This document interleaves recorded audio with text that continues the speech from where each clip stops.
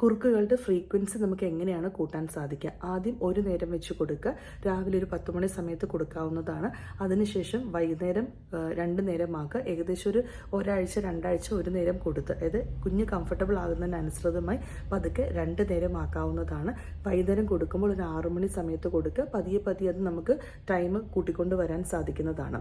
ഏകദേശം ഒരു 7 മുതൽ 8 മാസമൊക്കെ ആയി കഴിയുമ്പോഴത്തേക്കും 3 നേരം വരെ കുറുക്ക് കൊടുക്കാവുന്നതാണ്. 1 വയസ്സോടുകൂടി ഏകദേശം 3 മെയിൻ മീൽസും 2 മിഡ് മീൽ സ്നാക്സും നമ്മളെപ്പോലെ തന്നെ ഫുഡ് കഴിക്കത്തക്ക രീതിയിലാക്കുക. കുറച്ച് ഭക്ഷണം പല ആവർത്തിയായിട്ട് കൊടുക്കുന്നതായിരിക്കും കുഞ്ഞുങ്ങൾക്ക് എപ്പോഴും ഉചിതം. കുറുക്കുകൾ വെള്ളം പോലെ ഒരിക്കലും കൊടുക്കാൻ പാടില്ല.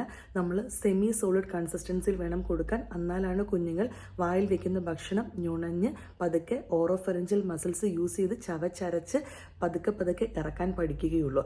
നമുക്ക് ഫിംഗർ ഫുഡ് ഐറ്റംസ്, അതായത് കടിച്ച് ചവച്ചെടുക്കുന്ന ഭക്ഷണങ്ങൾ ഏകദേശം ഒരു 10 മുതൽ 11 മാസത്തിന് ശേഷം പതുക്കെ കയ്യിൽ വെച്ച് കൊടുക്കാവുന്നതാണ്. അത് പല്ലുകൾ വരുന്നതിനനുസരിച്ച് അവർ പതുക്കെ പതുക്കെ കടിക്കാനും ചവയ്ക്കാനും പഠിക്കുകയും ചെയ്യുന്നതായിരിക്കും.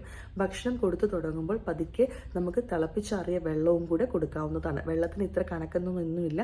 കുഞ്ഞു കുടിക്കുന്നതിനനുസരിച്ച് 1-2 സ്പൂൺ വെച്ച് കൊടുക്കുകയും ചെയ്യാവുന്നതാണ്. ചോറ് കൊടുക്കുന്നത് 6 മാസത്തിന് ശേഷം.